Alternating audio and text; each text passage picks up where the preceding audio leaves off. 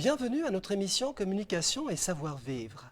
Le respect de la famille, c'est le thème de notre émission d'aujourd'hui. Peu nombreux sont les enfants qui vivent encore la vie chrétienne, la véritable vie sous l'autorité de leurs parents, dans un état de dépendance et d'entière obéissance. C'est tout l'amour de Dieu qui enflamme leur cœur parce qu'ils ont la chance d'avoir de bons parents qui trouvent le temps nécessaire pour leur parler de l'amour de Jésus, de l'amour de Dieu.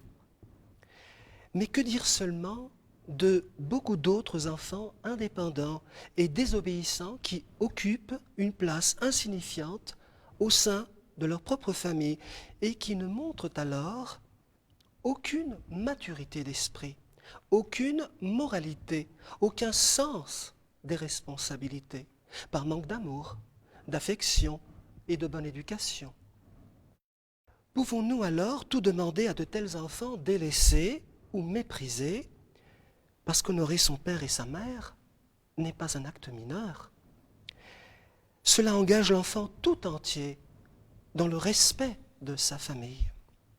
Le fait d'obéir donc à ses parents, tout comme de s'agenouiller devant Dieu, a une grande importance aux yeux du Seigneur. Cela donne essentiellement à ma vie sa véritable dimension.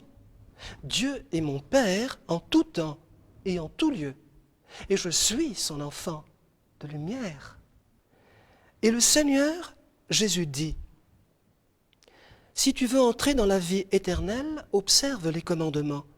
Tu ne tueras pas, tu ne commettras pas d'adultère, tu ne voleras pas, tu ne diras pas de faux témoignages, honore ton père et ta mère, et tu aimeras ton prochain comme toi-même. » C'est quoi respecter sa famille, Charbel?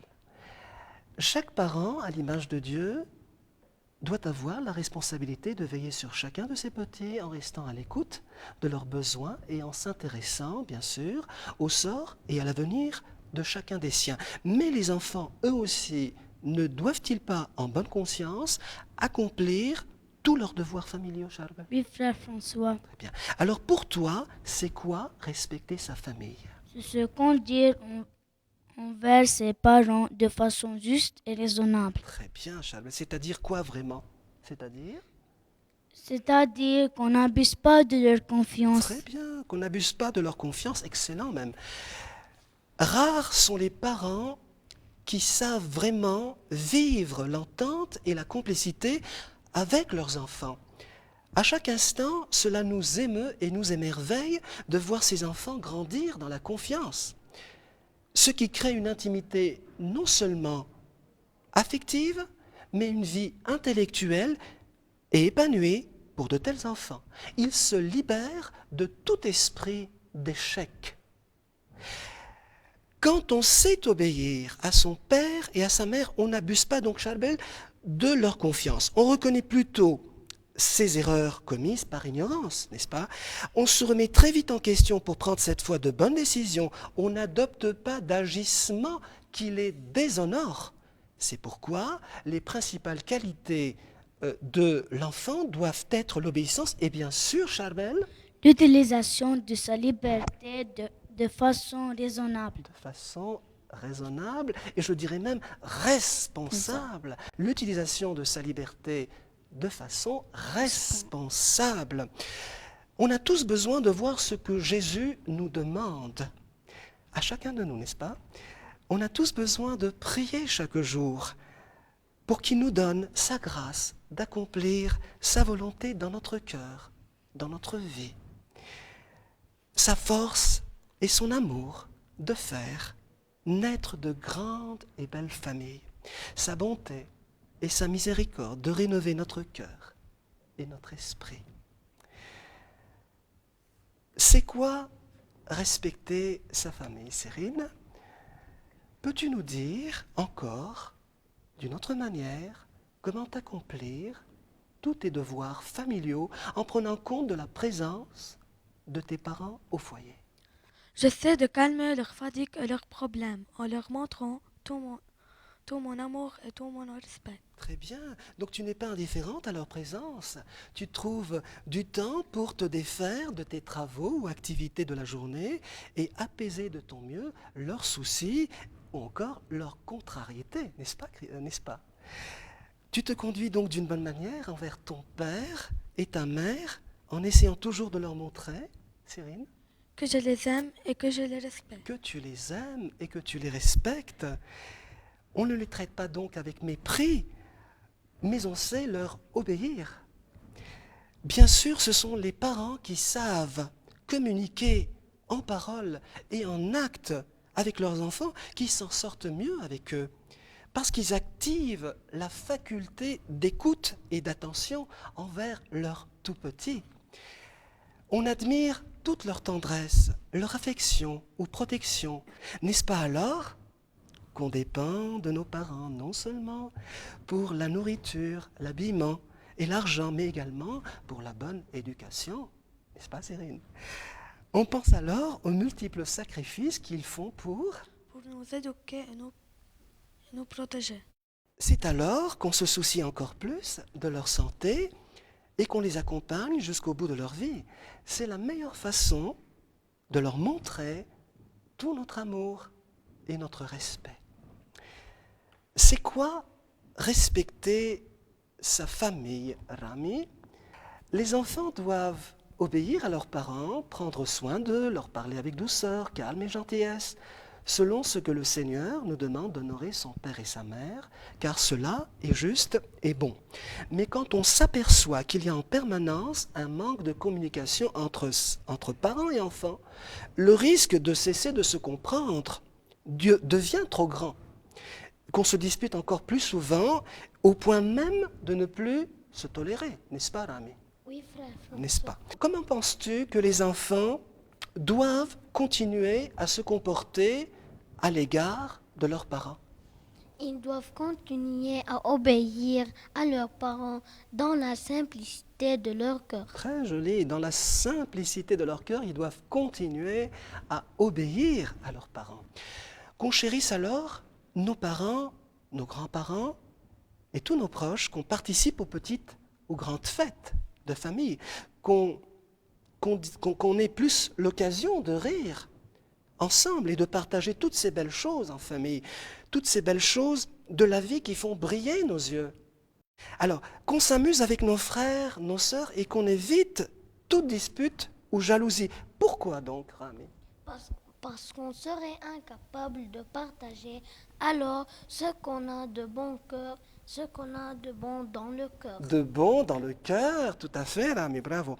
Et très bien, donc, et de se réjouir surtout avec le reste de la maison, n'est-ce pas, Rami?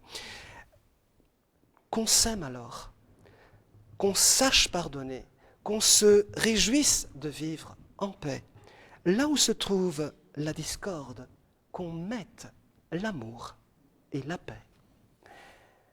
C'est quoi respecter sa famille, Cynthia? La relation du père et de la mère avec leurs enfants symbolise en réalité tout l'amour et toute l'attention que Dieu porte à tous ses enfants de la terre, n'est-ce pas? Les parents, Cynthia, ne doivent-ils pas à leur tour aimer et respecter leurs enfants en faisant de la parole de Jésus, de sa parole d'amour, un exemple vivant dans le cœur de leurs enfants? Oui, frère François. Qu'as-tu donc personnellement à dire très franchement à chaque père ou mère? Ne doivent-ils pas eux aussi agir de même, comme Dieu, c'est-à-dire avec tout l'amour de Dieu dans leur cœur envers leurs enfants? Je les invite à être de plus en plus proches de l'amour de Jésus. Tu les invites à être de plus en plus proches de l'amour de Jésus, de l'amour de Dieu. Et pourquoi donc? Pour faire ressentir à leurs enfants toute l'importance de la parole de Dieu dans leur vie. Très bien, bravo Cynthia. Pour faire ressentir à leurs enfants plus profondément ce dont il leur manque, toute la beauté et la grandeur de la parole de Dieu qui leur donne la véritable valeur de cœur, la véritable valeur de l'esprit. Toute la puissance de l'amour de Jésus qui remplit leur cœur et leur vie. honore ton père et ta mère, nous dit le Seigneur. Que les parents soient donc toujours capables de transmettre à leurs enfants cette sensibilité à l'amour de Dieu, par la prière et par quoi aussi, Cynthia? Par la lecture quotidienne en famille de la parole de Dieu. Tout à fait, Cynthia. Par la lecture quotidienne en famille de la parole de Dieu, de la parole d'amour, de la parole de vie. La parole de Jésus doit être comme un exemple vivant dans le cœur de nos enfants. Elle doit y trouver la possibilité de grandir et de devenir un arbre solide, chargé de beaucoup de bons fruits. Le droit et le devoir d'une bonne éducation au sein d'une famille chrétienne, responsable et saine sont pour les parents quelque chose d'irremplaçable. Cette bonne éducation ne peut donc être uniquement confiée à des éducateurs, des prêtres, des religieux ou des consacrés. Pour quelle raison, Cynthia? Parce que les parents doivent être les premiers formateurs de leurs enfants. Absolument, absolument, parce que les parents doivent être, Cynthia, les premiers formateurs de leurs enfants en pensée d'amour, d'espérance et de charité, en parole d'amour, de foi, de franchise, d'honnêteté et de sincérité, car nos paroles aussi sont importantes, n'est-ce pas? Pour finir par tout traduire en actes d'amour, de don de soi, de grandeur d'âme et bien sûr de générosité. Générosité du cœur, bien entendu.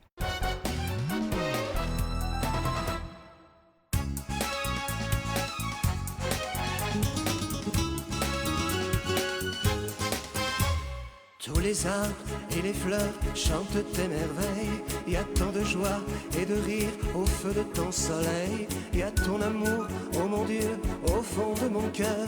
C'est toi l'amour, c'est toi la vie, c'est toi mon vrai bonheur. Chante avec moi tout l'amour de Dieu.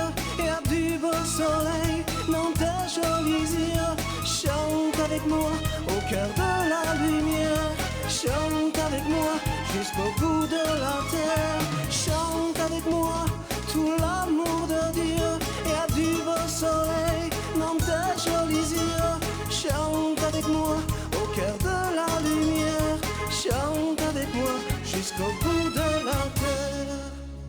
Par l'océan, l'eau des rivières et les flots de la mer.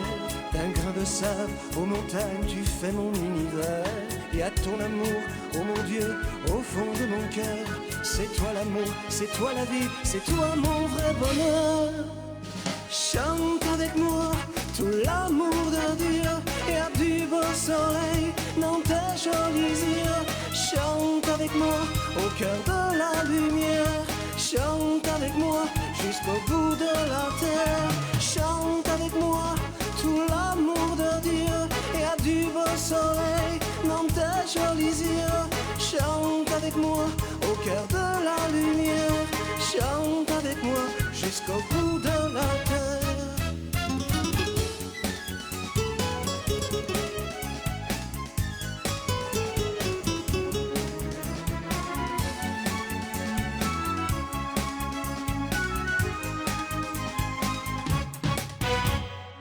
Du ciel, j'entends ta voix en plein rêve près de toi. C'est ton image sur mon visage, douce lumière en moi. Mille colombes, oh ma paix, chantent à la fête. C'est toi l'amour, c'est toi la vie, au grand ciel du bonheur. Chante avec moi tout l'amour de Dieu. Il y a du beau soleil dans tes jolis yeux. Chante avec moi au cœur de la lumière. Chante avec moi jusqu'au bout de la terre. Chante avec moi tout l'amour de Dieu. Il y a du beau soleil dans tes jolis yeux. Chante avec moi au cœur de la lumière. Chante avec moi jusqu'au bout de la terre.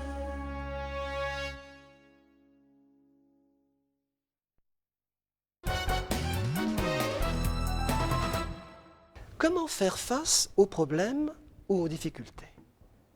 Charbel, face aux problèmes ou difficultés que tu peux rencontrer dans ta vie privée, quand le découragement s'installe dans ton cœur, que tu n'as plus envie de t'accepter tel que tu es, et que la tiédeur paralyse ton progrès. Est-ce qu'il ne serait pas bon que tu te réunisses avec l'un de tes proches pour en discuter? Quand rien ne va, je parle de mes problèmes avec mes parents ou encore ma grande sœur. Très bien. Alors, quand rien ne va, il est essentiel d'exposer nos problèmes ou difficultés oralement auprès de quelqu'un, de la famille qu'on aime et qu'on apprécie, n'est-ce pas, Charbel? Oui. On peut être amené à discuter de la manière dont on a été maltraité, par exemple, par l'un de nos professeurs ou camarades de classe qui n'arrivent pas à nous aimer vraiment ou encore nous supporter, n'est-ce pas? Mais j'ai également ma part de responsabilité quand les choses ne vont pas bien, n'est-ce pas, Charbel? On a tous besoin d'une présence constante de l'autre. C'est pourquoi il nous faut très vite agir et prendre conscience des efforts de nos proches ou même de nos amis pour nous soutenir, nous consoler par des mots ou des gestes qui nous font du bien. Mais parce qu'on est fort aussi en Dieu, qui peut seul nous aider grandement à reprendre confiance, j'affirme surtout en moi-même qu'avec la force de l'Esprit de Dieu, Charbel, Je ne perds pas courage. avec la force de l'Esprit de Dieu, je ne perds pas courage. Car de chaque situation difficile, je ferai sortir le meilleur de moi-même, le meilleur de mon cœur. On réalise que tout n'est pas si dramatique. On reprend courage, on pense et on affirme dans notre voix intérieure, cette petite voix de Dieu qui parle à notre cœur, que tout va s'arranger. On répète en soi-même qu'avec la force de l'Esprit de Dieu, tout s'arrange et tout s'arrangera. N'est-ce pas, Charbel? Oui. Ton intimité avec Jésus est-elle ton trésor, Cyrine? Quand bien même nos parents ou notre famille seraient-ils éloignés de la présence de Dieu dans leur vie?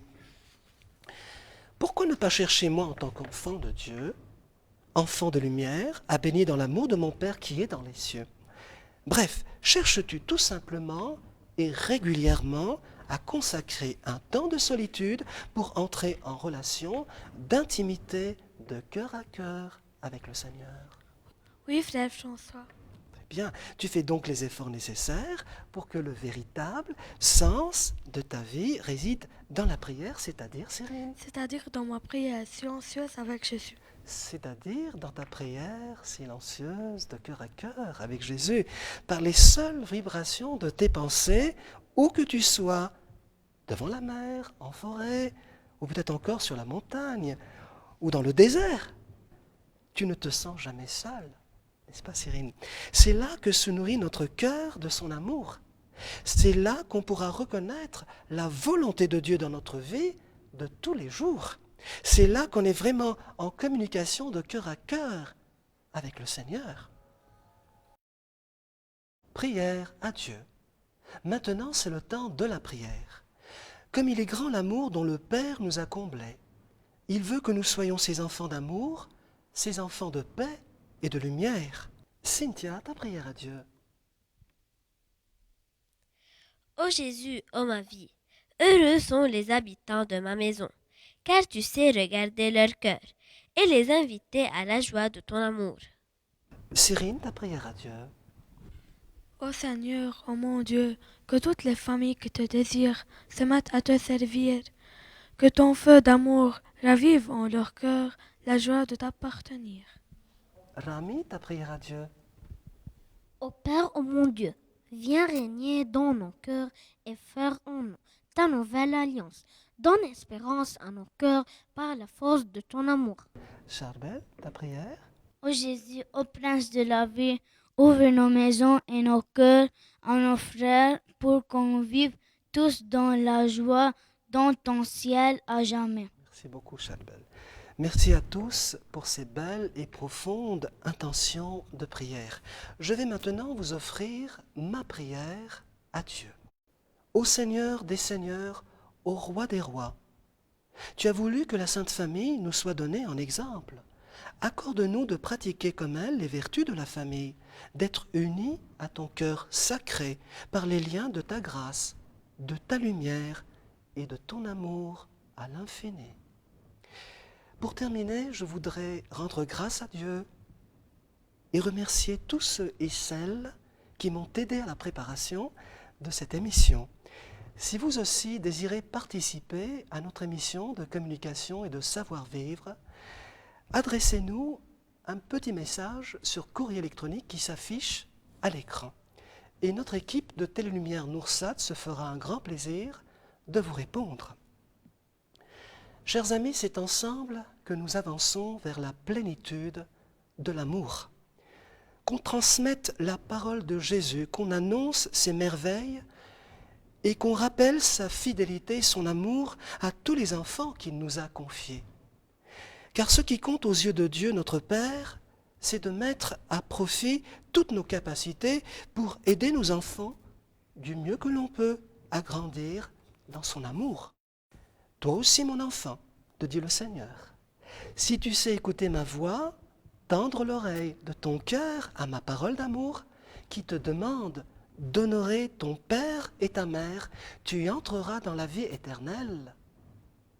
Alors, tu connaîtras le repos de frais pâturage, là où Jésus t'appelle à la vie. Parce que l'amour t'aime, tu deviens l'amour. Salut à tous les petits cœurs d'amour. Que Dieu vous bénisse et vous garde pour toujours. À bientôt.